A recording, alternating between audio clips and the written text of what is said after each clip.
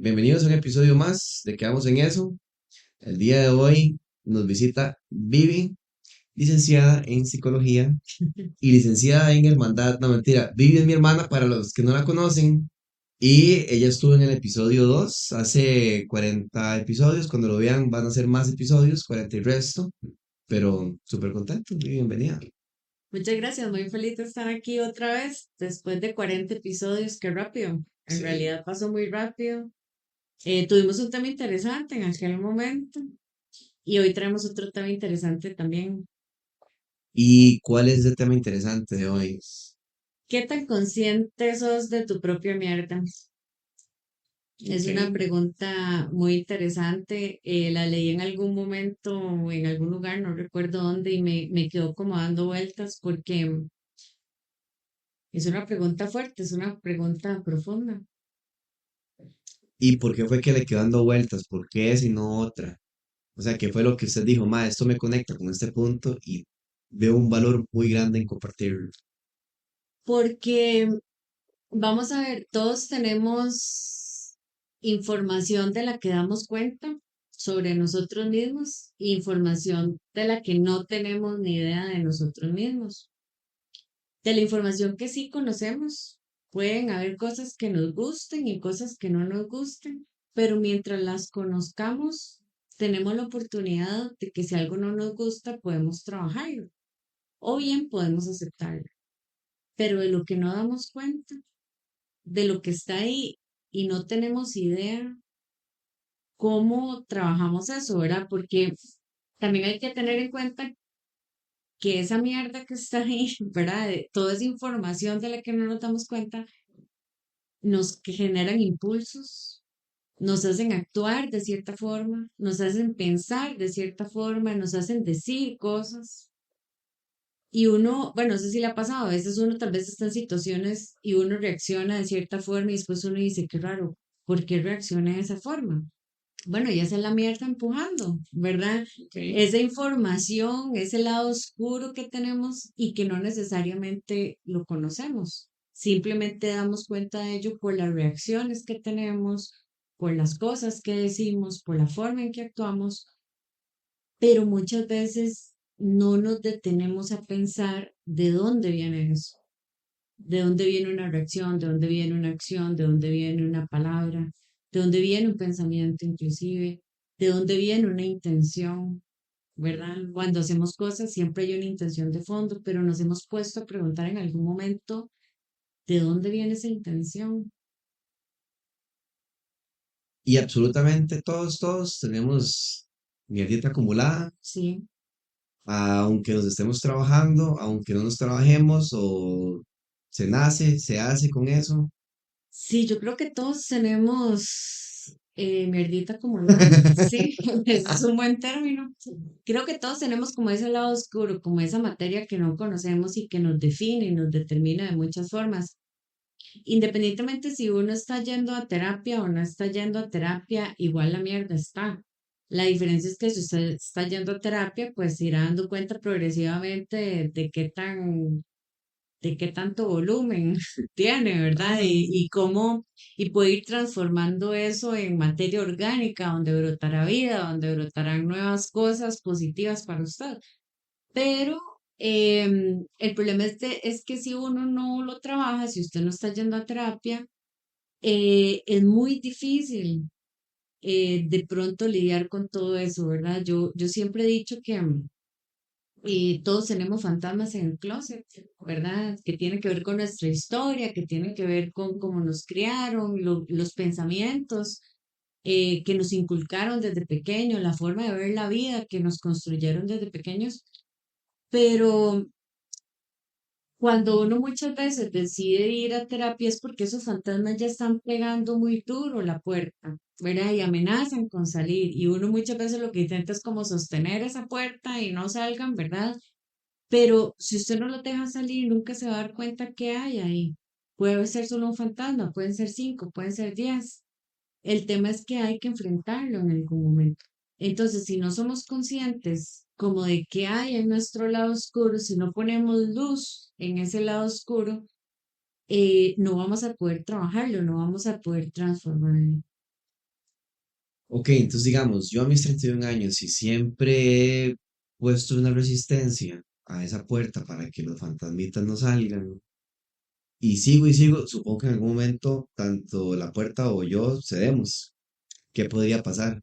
Sí, esa es una pregunta muy interesante porque la resistencia es un mecanismo de defensa que en realidad de la psicología se conoce como represión, ¿verdad?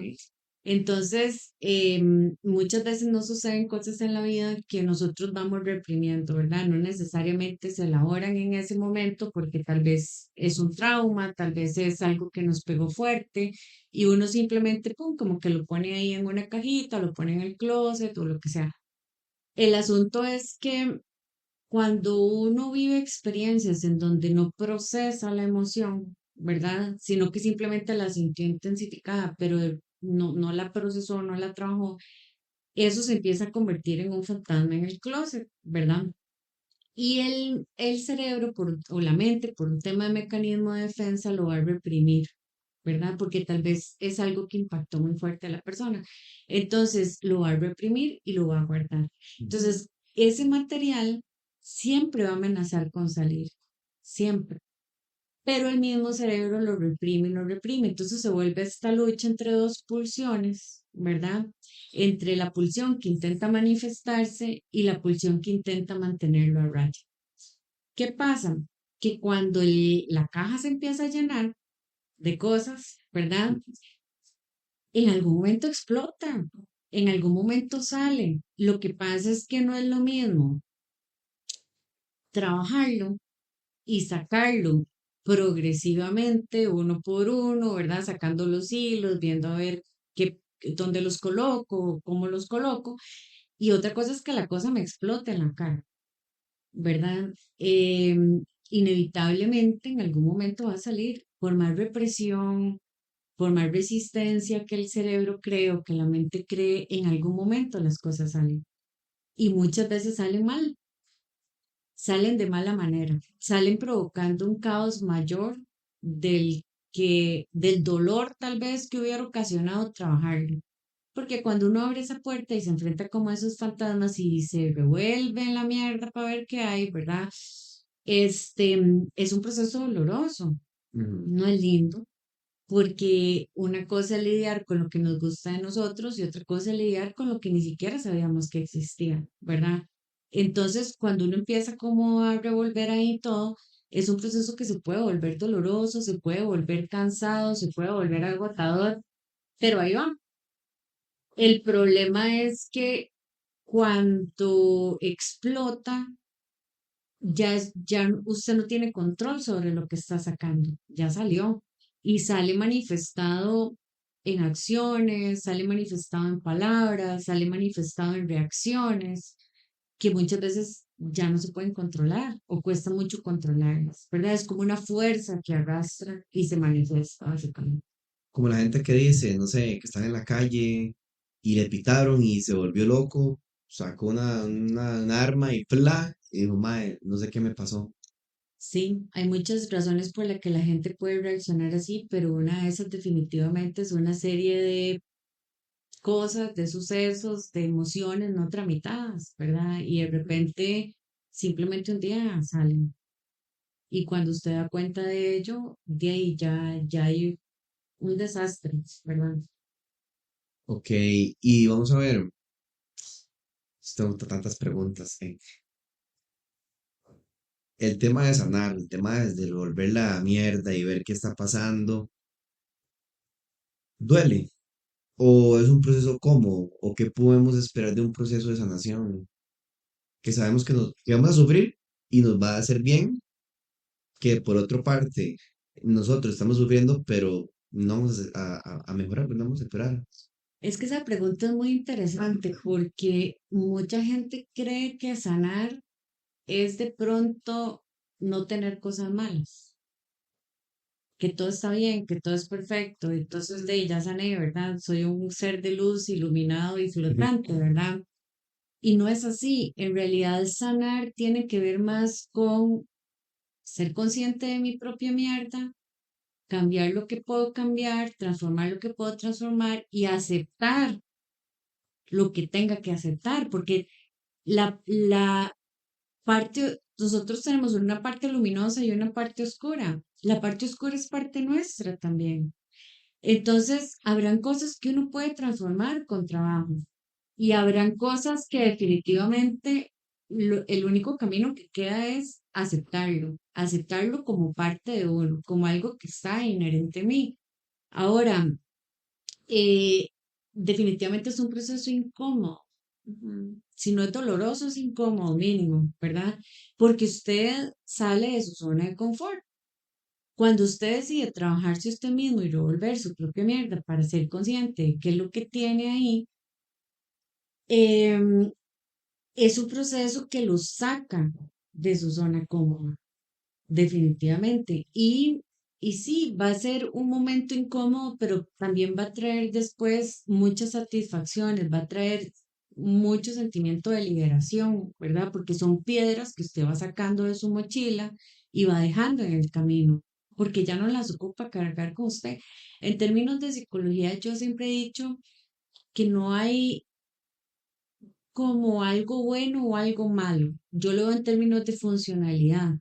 En su vida actual, de su bagaje de comportamientos, de pensamientos, de patrones, de estructuras que usted ha ido acumulando a lo largo de los años, ¿qué le es funcional ahorita y qué ya no le es funcional? ¿Verdad? No, no es como, ay, tengo que quitar esto porque es malo. No, a veces no tiene nada que ver con el bien y el mal. Tiene que ver con qué le funciona hoy y qué no le funciona. Porque de pronto, lo que a mí Vivian me funcionaba hace 10 años, ya no me funciona. Y de hecho, cuando yo empecé ya un proceso terapéutico largo, yo ya llevo 6 años en análisis. Cuando yo inicié mi proceso de análisis ya como formalmente, porque antes de eso había ido a otros procesos, pero digamos, cuando ya inicié justamente lo hice porque llegué a un punto de mi vida en donde me di cuenta que mis estructuras, mis patrones, ya no me estaban funcionando en ese momento. Y yo dije, aquí tengo que hacer un cambio y tengo que hacer un cambio radical, porque si sigo por este camino, la cosa no está funcionando, ¿verdad? Entonces ahí fue cuando empecé a ir a análisis y empecé a trabajar como ya a profundidad como ciertos temas que me fueron permitiendo construir algo nuevo. Y yo siempre lo asimilaba como con esta metáfora, digamos, como imaginarse una zona verde muy chiva en donde está la casa de sus sueños, la casa más bonita que usted se puede imaginar. Y un día esa casa se prendió en fuego y se destruyó y no queda nada, solo cenizas. Y más que las cenizas, queda la tierra quemada también donde estaba construida la casa. Y usted solo ve aquel espacio vacío en ruinas. Uno llega en algún momento a ese punto en la vida en donde usted todo aquello bonito que tenían de repente lo ve en ruinas y lo ve quemado. Y entonces tiene que empezar a limpiar el terreno. Tiene que empezar a trabajar otra vez la tierra para poder preparar su lotecito, su parcelita, ¿verdad? Para poder construir algo nuevo ahí, algo diferente, algo que le funcione ahorita.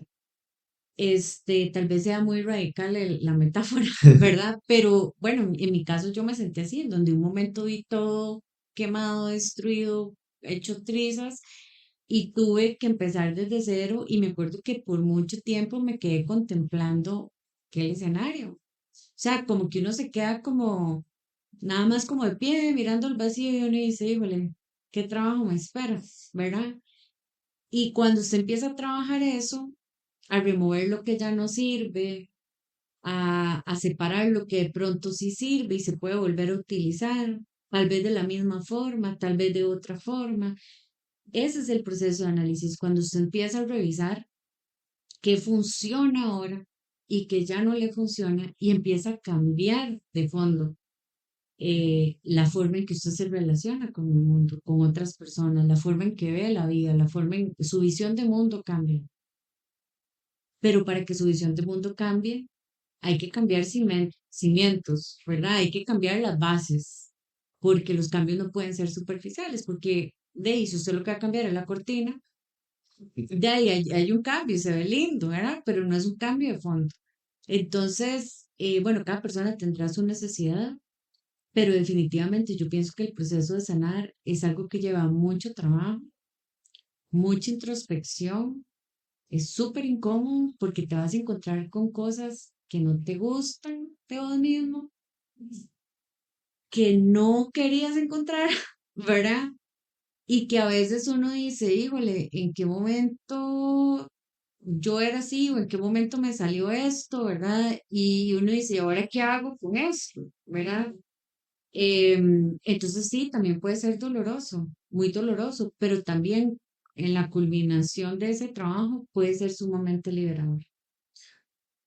Y cabe la posibilidad de que uno esté acumulando la caquita también porque uno ve que el medio en que uno ha crecido y se desenvuelve actualmente sea una costumbre. Sí, totalmente. Yo creo que hay gente que está acostumbrada a vivir en la mierda. Y es así. O sea, Sí, basta sí. con salir a la calle y usted ve mucha gente que está acostumbrada a vivir así.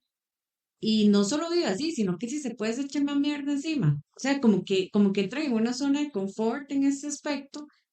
Y en lugar de ser conscientes como de toda esa mierdilla, es como que la sienten cómoda, la sienten cálida, la sienten calientica y más bien van a buscar qué más pueden agregar ahí, ¿verdad? Em, Definitivamente sí, creo que hay gente que se acostumbra a vivir así. Yo no digo que esté bien o que esté mal. Mi pregunta al respecto es, ¿qué tan funcional es para esa persona vivir así? Me pregunto, cuando yo veo una persona así, como que su mierda es muy evidente, ¿verdad? Para uno, obviamente para la persona en sí no, ¿verdad? Yo cuando veo algo así, yo lo que me pregunto es, ¿cómo serán las relaciones de esa persona con otras personas? ¿Cómo será su visión de mundo? ¿Cómo resuelve los problemas en la vida? ¿Verdad? Porque acordémonos que a nivel de psicología e inteligencia no tiene que ver con la parte académica necesariamente. Inteligencia tiene que ver con la forma en que usted resuelve los problemas en la vida, con su nivel de sentido común.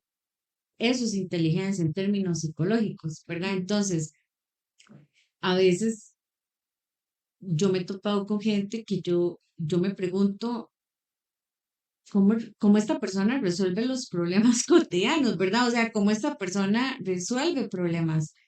Y hay gente que incluso uno se topa que tiene cero sentido común, ¿verdad? Y usted dice, ¿cómo vive? Y yo siempre tengo una frase que a la gente le da risa, pero es verdad que yo me pregunto y yo digo, ¿cómo no lo ha atropellado un carro? O sea, es gente como que anda en la vida en otro mundo, como en otra realidad, no sé, y no son conscientes de nada de lo que pasa en sus vidas. Y tal vez toda la gente alrededor está viendo como que tal vez están en una situación que les va a traer consecuencias perjudiciales o algo, ¿verdad? Incluso por más que los amigos o gente cercana les traten de decir, como que no lo ven. También hay que entender que cada persona tiene su tiempo, ¿verdad? Para irse dando cuenta de las cosas. Lo que pasa es que si usted no busca ayuda, hay cosas que muy difícilmente van a salir a flote, ¿verdad? Hay cosas que muy difícilmente les va a llegar luz, porque a veces la mierda que está así en lo más profundo, ¿verdad? Requiere trabajo para sacarlo. Ujú. Y un trabajo consciente, ¿verdad? No un consejo de un amigo, no un consejo de alguien que nos quiere, sino realmente es uno contra la mierda y trabajar fuerte para sacarla. Ujú. ¿Y qué es lo que pasa cuando la gente es consciente de su propia mierda? Cuando la gente es consciente de su propia mierda, porque la trabajó y se va dando cuenta de lo que hay, asume y se vuelve responsable de sus acciones, de lo que piensa, de lo que dice, de cómo reacciona, porque la persona empieza a cambiar esa visión sobre sí y sobre el mundo, ¿verdad? Entonces, desde mi perspectiva, alguien que se va siendo consciente de su propia mierda es una persona que cada vez va asumiendo más sobre sí mismo. Vivi, y las personas que son inmaduras son personas que han estado como tratando de que no salgan los fantasmas o la mierda, o cómo se podría comparar con este tema que estamos hablando. Es muy interesante porque yo pienso que las personas, vamos a ver, ¿cómo definiríamos una persona madura? Pensando en la contraparte, ¿no? Ujú. Una persona madura es alguien que asume responsabilidad sobre sus actos, sobre lo que dice, lo que hace o lo que piensa o cómo reacciona. Es una persona, es un adulto funcional, ¿verdad? Definitivamente. Este, es una persona que, desde mi perspectiva, una persona madura es una persona que ha trabajado en sí mismo. La madurez definitivamente no tiene nada que ver con la edad.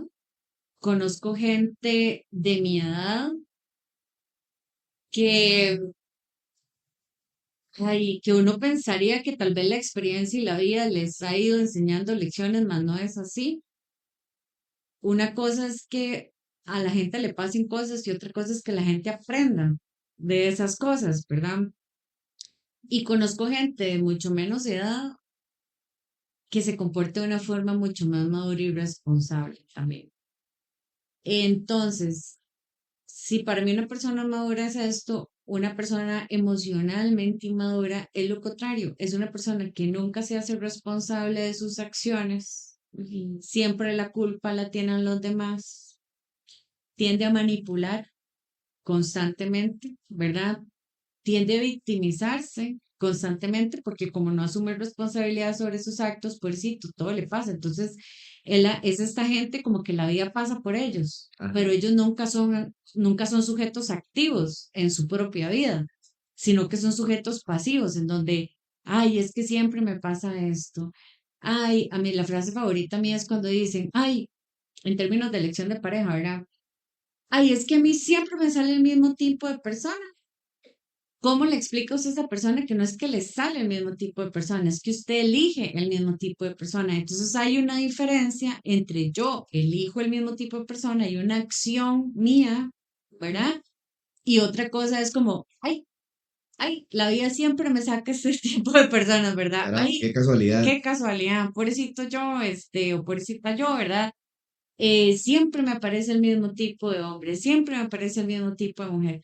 Entonces, hay una diferencia en cuando las cosas me pasan a cuando yo hago que pasen las cosas, porque cuando yo soy un sujeto activo en mi propia vida, yo asumo responsabilidad cuando yo digo, es que yo siempre elijo el mismo tipo de hombre, ¿verdad? O si es hombre o alguien de otro gusto, yo siempre elijo el mismo tipo de mujer o lo que sea. Este, hay una acción mía, hay una responsabilidad mía, yo estoy asumiendo mi elección porque soy consciente de que soy yo el que elijo. Ujú. Pero cuando yo digo es que siempre me sale el mismo tipo de personas, es como que un otro le tira a la gente ahí para que se la atraviesen en el camino y usted se tropieza con ellos. Y no es así, ¿verdad? Entonces, cuando yo tengo este pensamiento infantil de que las cosas me pasan a mí, Sí. yo nunca estoy asumiendo responsabilidad, porque la culpa es del que me lo presentó, la culpa es del que me dijo que saliera con esa persona, la culpa es de esa persona que me vino a desgraciar mi vida, ¿verdad? Entonces siempre la culpa la va a tener un otro, y nunca voy a asumir responsabilidad. Entonces, ¿qué es lo que pasa? Que en relación con este tema, la gente emocionalmente inmadura no es consciente de su propia mierda, no es consciente de su propia mierda porque por alguna razón, como todo les pasa y nunca toman acción, pues, básicamente en qué van a trabajar, desde su propia perspectiva, ¿no? ¿En qué van a trabajar si yo no he hecho nada?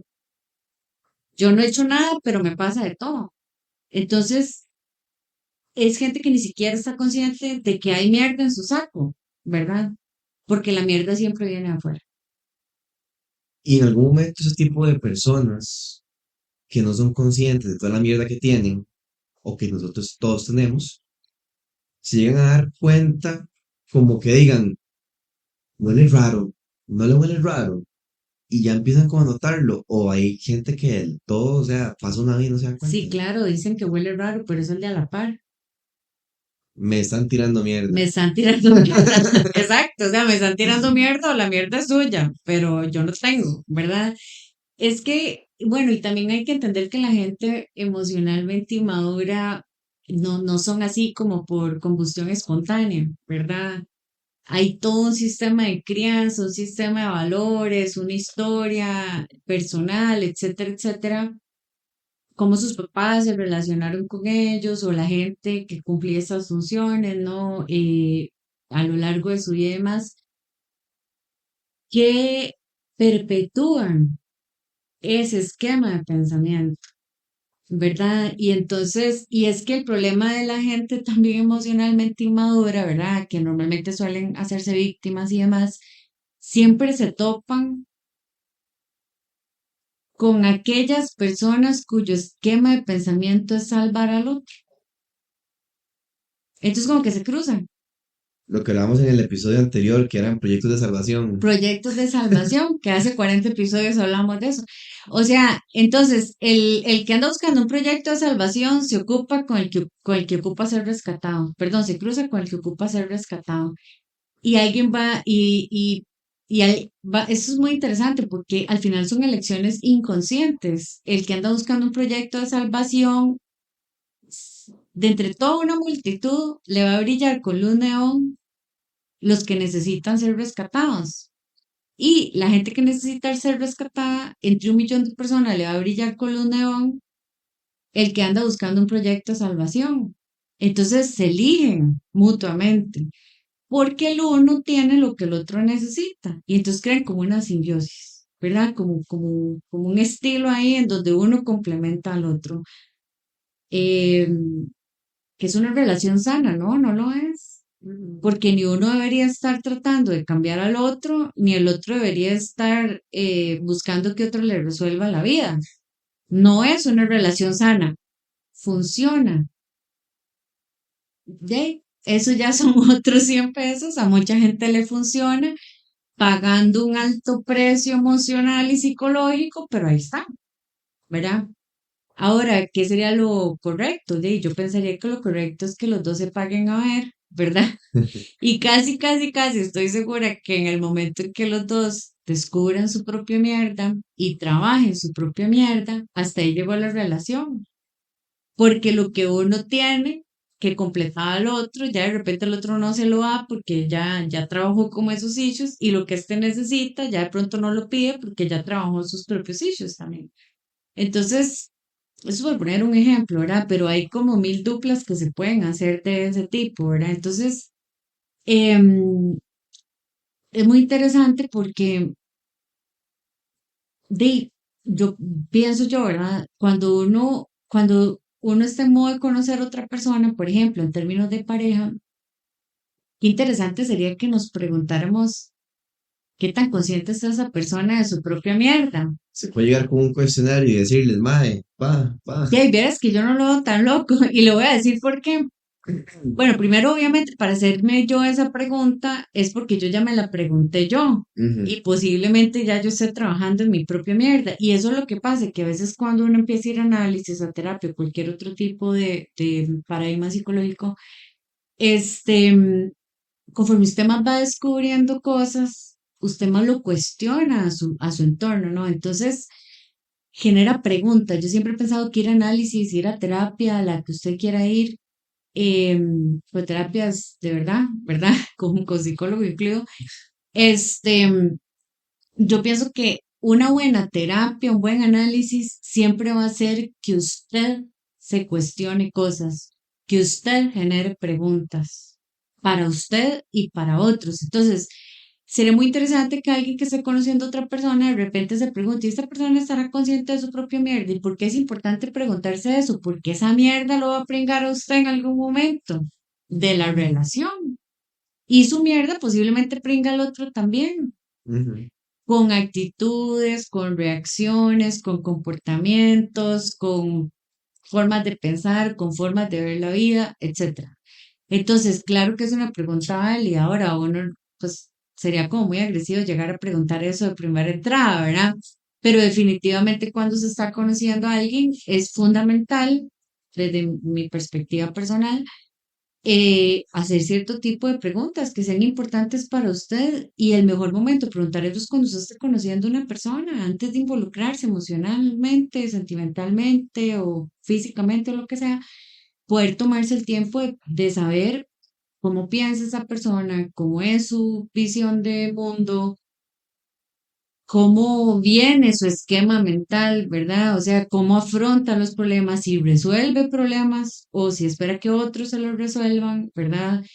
Em, y bueno, yo creo que la gente siempre funciona como un espejo hacia uno, ¿verdad? Y muchas veces doy cuenta de mi propia mierda cuando la veo en los demás. Entonces, ese es un punto interesante también. Ok, y digamos, en la mayoría de los casos, si esas dos personas van a terapia y dicen, mae, si tengo mucha mierda, se la estoy tirando a usted y usted también, ¿qué hacemos? ¿Lo seguimos intentando? ¿O del todo es como, mae, no, la verdad es que chao, con usted? Vieras que yo creo que eso es muy relativo y eso solo lo sabrán esas personas y solo lo sabrán cuando hayan avanzado en algún momento del proceso, porque vamos a ver, yo considero que una cosa es ser consciente de la propia mierda y otra cosa es trabajarla. Esta serie de Reno, no sé si ya tuvo la oportunidad de verla, pero para mí esta serie de Bebé no habla de eso, justamente. Y bueno, yo me imagino que muchas personas que están viendo el podcast ya vieron la serie, porque es una serie como muy, muy pegada, son 7 capítulos, 6 o 7 capítulos de media hora cada una. Se pueden tirar de una maratón, es un buen proyecto fin de semana. Y lo más interesante es que el protagonista de la serie es a quien le pasó en la vida real la situación y es quien dirigió la serie y quien la escribió. Este, me parece, digo yo que esta serie es como un ejemplo porque, digamos, el protagonista llega a un punto en que es consciente de su propia mierda. Claro, le pasan mil cosas. O sea, le pasan mil cosas horribles, horribles, horribles. Pero llega un punto en donde él hace como un monólogo ahí y en donde él da cuenta de que es consciente de su propia mierda. Pero al final de la serie me deja a mí ver que es una mierda no trabajada. O sea, vamos a ver, se dio cuenta, pero no la trabajó a profundidad, al menos en la serie. No sé si después lo habrá hecho, ¿verdad? Pero ¿a qué voy con esto? Mucha gente puede decir que la forma de abordar su propia mierda fue a través de hacer stand-up. Bueno, no sé si eran ya en ese punto stand-up comedy, pero digamos, él en algún momento se dedicó como a hacer presentaciones y tal. Sí, esa es una forma de sublimación de toda esa energía. Es una forma de elaborar todo eso que le pasó. Pero por cómo termina la serie, a mí me genera la pregunta de si logró trabajar todo lo que se dio cuenta. Porque la forma en que termina, y no voy a hacer spoiler, ¿verdad? Realmente uno se queda con la duda y uno dice, pero vamos a seguir en el mismo tango. O sea, es como, ¿verdad? Como, Tito, no aprendiste la lección, ¿verdad? Es como complicado. El último capítulo deja con muchas preguntas en ese aspecto. Bueno, al menos yo que veo las cosas en términos, ¿verdad? De terapia, yo me pregunto si este muchacho habrá logrado ir a algún tipo de terapia, no sé, como para elaborar todo eso que le sucedió y todo eso de lo que él se dio cuenta. No he investigado, la verdad, como para saber si lo hizo posterior. Pero bueno, me parece un buen ejemplo para ilustrar la diferencia entre darse cuenta de su propia mierda y trabajar su propia mierda. son dos cosas diferentes. Entonces, en términos de pareja, sí, nos podemos estar pringando eso es súper común, yo creo. O sea, cuando usted junta su vida con la de otra persona y empiezan a construir algo, es normal que en algún momento mi mierda esté pringando al otro y viceversa. El punto es uno tener el suficiente trabajo y autoconocimiento y autoproceso para darse cuenta cuando eso está pasando, para darse cuenta cuando un conflicto es ocasionado porque te estoy tirando mi mierda que nada tiene que ver con lo que acaba de pasar, o vos me estás tirando la mierda que nada tiene que ver con la situación, ¿verdad? Son inseguridades tuyas, miedos tuyos, etcétera. Entonces, tener como mucha conciencia de cuando está pasando y poder tener la herramienta de irse a ver antes de seguir tirando mierda, ¿verdad? Como decir, ok, no vengo a terapia porque siento que el reclamo que estoy haciendo a mi pareja en realidad no tiene nada que ver con mi pareja y tiene mucho que ver conmigo. Pero para llegar a asumir ese pensamiento, digamos, o ese, no sé cómo decirlo, como, sí, como ese pensamiento, ya hay que tener trabajo para tener esa conciencia, ¿verdad? Y Ujú. saber que la culpa no es del otro. O sea, yo puedo estar provocando un conflicto por mi propia mierda y no me estoy dando cuenta.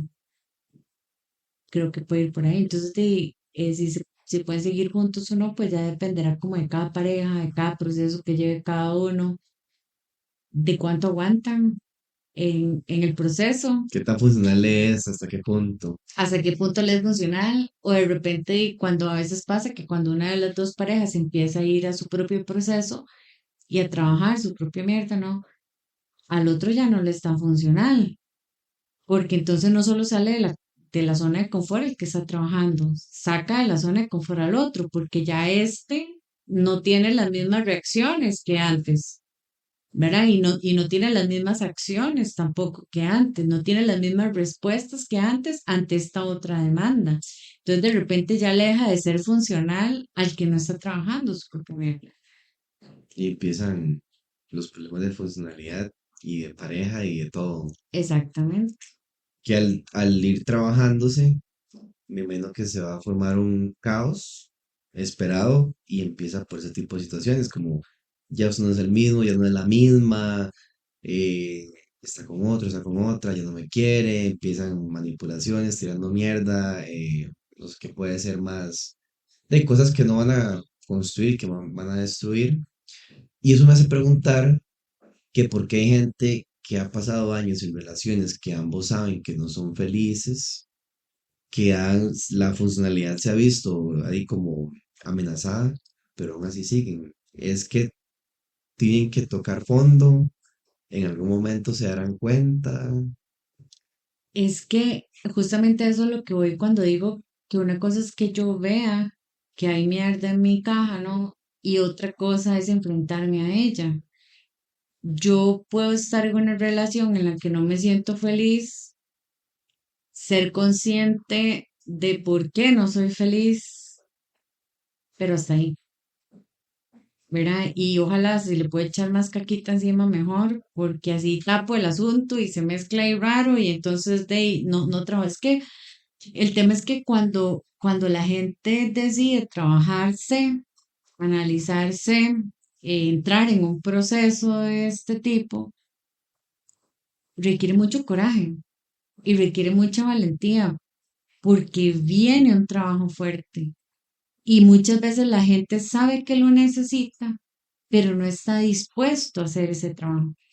Y en términos de psicología, si usted no quiere trabajar en usted mismo, no hay nada que hacer, ¿verdad? Incluso hay gente que paga la sesión, va una, va dos y luego no regresan. Porque se dan cuenta del trabajo que tienen que hacer, se dan cuenta del nivel de mierda que tienen que revolver.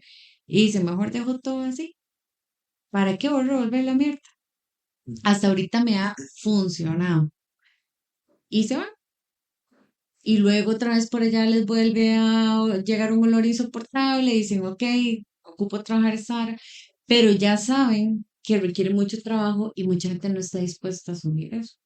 Y es peor estar en ese estado, o es peor estar en el que usted no tiene conciencia. Es que interesante porque justamente ayer alguien hizo un comentario parecido como, ¿qué será peor?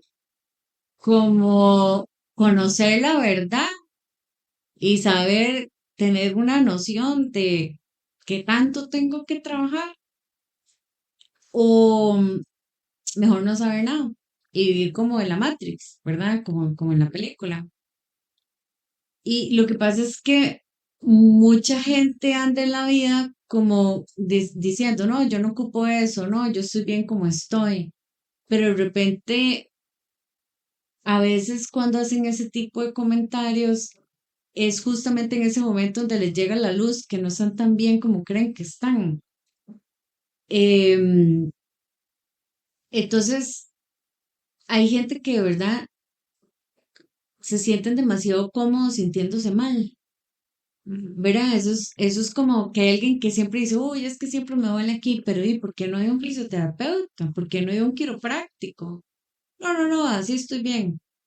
Y pasan toda la vida con el dolor y usted los ve hasta renqueando a veces y uno no entiende por qué no se han ido a revisar. Es exactamente lo mismo en la parte emocional.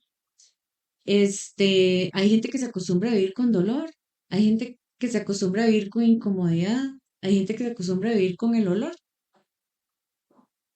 y ya están tan acostumbrados que ni lo sienten. Ujú. Hasta que la gente no sea realmente consciente de si les está funcionando o no vivir de esa forma, no van a tomar acción. Y yo creo que la gente que normalmente toma acción para cambiar eso es porque ya llegan a un punto en donde dicen, o sea, no puedo seguir viviendo de esta forma. Ya, Y ya eso es lo que los impulsa a buscar un cambio. ok. Vivi, para ir cerrando el episodio tan enriquecedor de hoy, ¿qué consejos le podría dar a la gente para que estén conscientes de su propia caquita? Bueno, yo creo que primero, número uno, todos tenemos caquita en la maleta. Eso es así, o sea, independientemente si usted va a terapia o no va a terapia, igual la tiene. Ujú. Em, ¿Qué podemos hacer para ser conscientes de nuestra propia mierda? Yo diría que, número uno, tratar de tener mucha conciencia en el momento presente, ¿verdad? Fijarnos siempre mucho en cómo reaccionamos, cómo actuamos, qué decimos, cómo pensamos, qué intención tenemos, pero sobre todo cuestionarnos de dónde viene eso, ¿verdad? Entonces, si de repente estamos en una situación en donde nos hace enojar y explotamos, tomar un momento para reflexionar y decir, bueno, ¿de dónde viene ese enojo? ¿Realmente esa situación daba para que yo actuara de esa forma? Lo pude haber resuelto de otra manera, pude haber reaccionado de otra manera. ¿De dónde viene ese sentimiento de enojo incontenible que yo sentí en ese momento? Por decir un ejemplo. Sí, igual tener mucha atención en las cosas que pensamos, en las intenciones que tenemos, ¿verdad? Siempre preguntarnos de dónde vienen. Lo otro es, yo siempre he pensado que las personas con las que nos relacionamos en la vida y nos topamos son espejo. Lo que nos gusta de una persona normalmente son cosas que nos gustan de nosotros mismos. Lo que no nos gusta de una persona son cosas que no nos gustan de nosotros mismos. Entonces, cuando yo estoy en un lugar y me cae mal a alguien, así, de la nada, ¿verdad? Empezar a preguntarnos, ok, ¿por qué me cae mal? ¿Qué hace, dice o no sé, actúa esa persona que no me gusta? Ujú. Porque ahí está la clave de qué es lo que no me gusta de mí. Entonces, si yo no tengo conciencia como de mis áreas oscuras, de mi lado oscuro, un buen parámetro es la gente que nos rodea, ¿verdad? Lo que no nos gusta de la gente que está alrededor de nosotros. Eso es un buen parámetro para saber qué hay en esa oscuridad. Em, a veces posiblemente nos subimos con cosas que ni siquiera queremos reconocer que tenemos y nos enojamos más, ¿verdad? Porque ni siquiera uno dice, ¿qué? No, jamás, yo no soy como esa persona, pero en el fondo, si ustedes empiezan a ir cada vez más profundo, se van a dar cuenta que sí, que les molesta porque está haciendo un espejo. Em, Definitivamente, y siempre lo voy a decir, y soy una evangelizadora de la terapia, y lo digo y lo recomiendo, y por favor, si alguien puede ir a terapia, vaya. Es una herramienta increíble. Yo llevo 6 años en análisis porque me encanta, o sea, uno cada vez va encontrando cosas de uno mismo, va conociéndose cosas de uno mismo y tiene oportunidad de ir como encontrando nudos y deshaciéndolos y la sensación de libertad que viene con eso es increíble. Yo siempre y por experiencia propia voy a recomendar la terapia. Yo creo que esa es la mejor forma que podemos tener de darnos cuenta de cuál es nuestra propia mierda. Pero también podemos estar pendientes y atentos a qué ya no nos es funcional en la vida. Em, no ignoremos esa voz interna que nos dice cuando algo ya no está funcionando. Llámese un trabajo, llámese una relación, llámese una amistad, llámese un patrón, llámese una conducta, llámese una forma de reaccionar, llámese un pensamiento recurrente. Escuchemos esa voz interna cuando algo nos dice que algo ya no está funcionando, porque significa que ya cumplió su función y es momento de cambiar, ¿verdad? Para nosotros poder crecer, para poder evolucionar como personas. Y por último, yo diría que toda mierda se puede transformar en algo hermoso. Al final la mierda es abono, ¿verdad? Y si uno lo ubica y si usted lo trabaja y si usted lo transforma, de ahí pueden salir cosas muy chivas para su vida.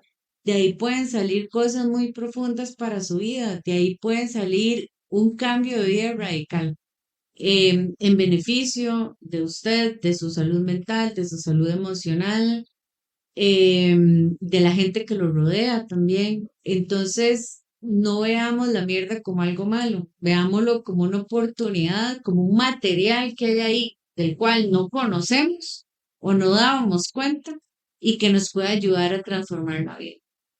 Excelente, Vivi. Muchísimas gracias por estar una vez más por acá. Espero que vengan más seguiditos, ¿no? El episodio 80. Sí, sí, 120, bienvenida, Vivi, de nuevo. No, no, excelente, y muchas gracias a ustedes que nos permitieron un ratito aquí para compartir con ustedes. ¿Algún mensaje final? ¿Estamos bien? Estamos bien, nada más que pasen muy linda noche.